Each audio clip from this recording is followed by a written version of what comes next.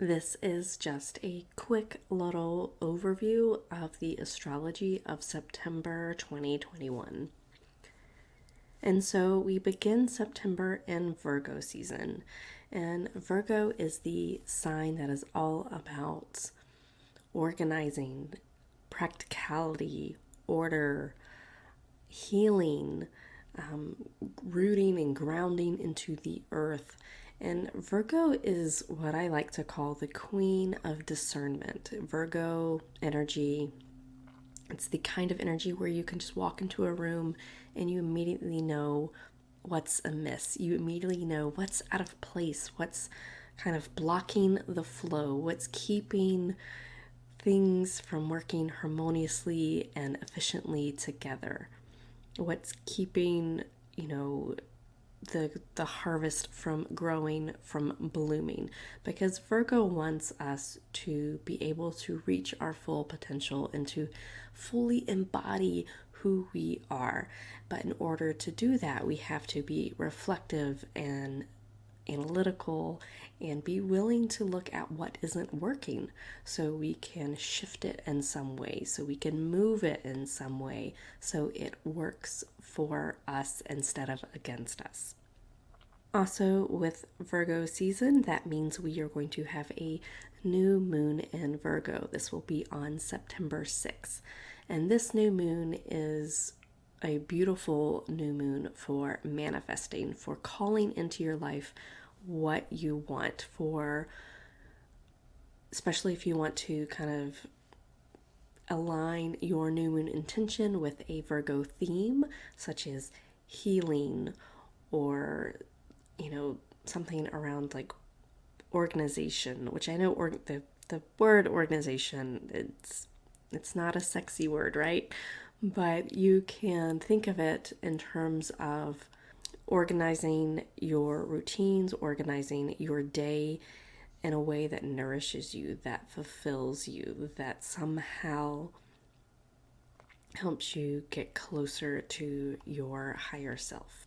With this new moon, we'll have some influences that really help us have energy and courage in order to act and make changes that perhaps we need to make in our life, that can invite healing in, that can invite that discernment, that analytical eye that can really help us see what we're doing or what things we have in our life that are keeping us from growing, that are keeping us from fully blooming and embodying who we really are. On September 14th, Mars will enter Libra.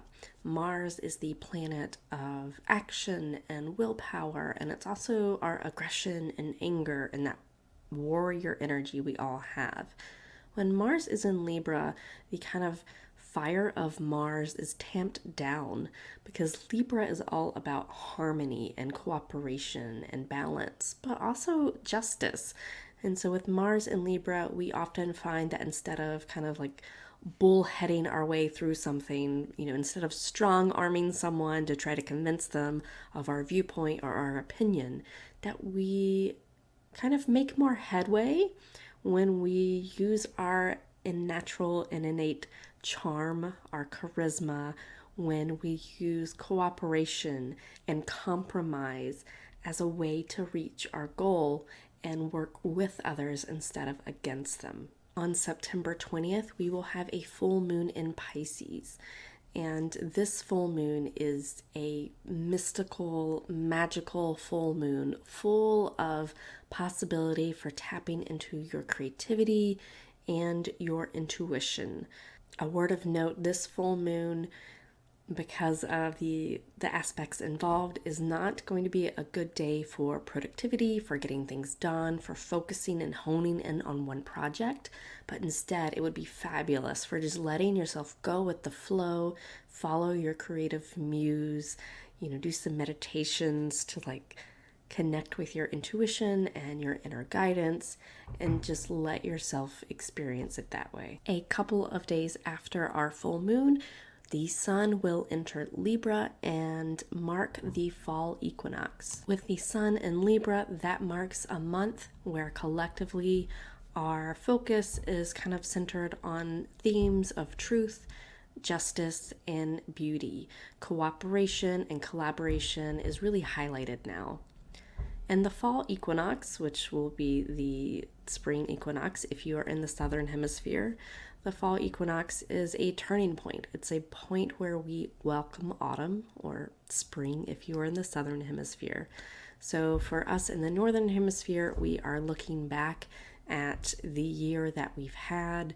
We are reflecting. We're looking at, metaphorically speaking, what we planted and if it grew or if it didn't grow, what adjustments, now that we're reflecting back, we can see what adjustments we may want to take note of or be mindful of for years to come, and how we want to move with the energy of the year.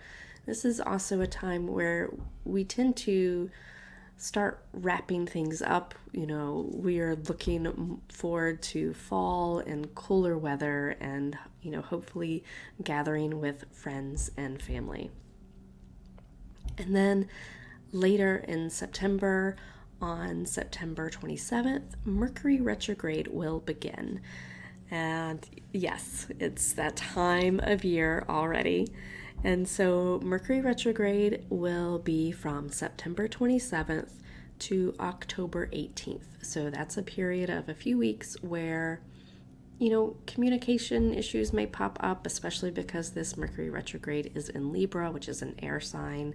That air signs naturally deal with communication and travel and, technology and wires getting crossed. And so we may see some issues with communication and travel over the next few weeks.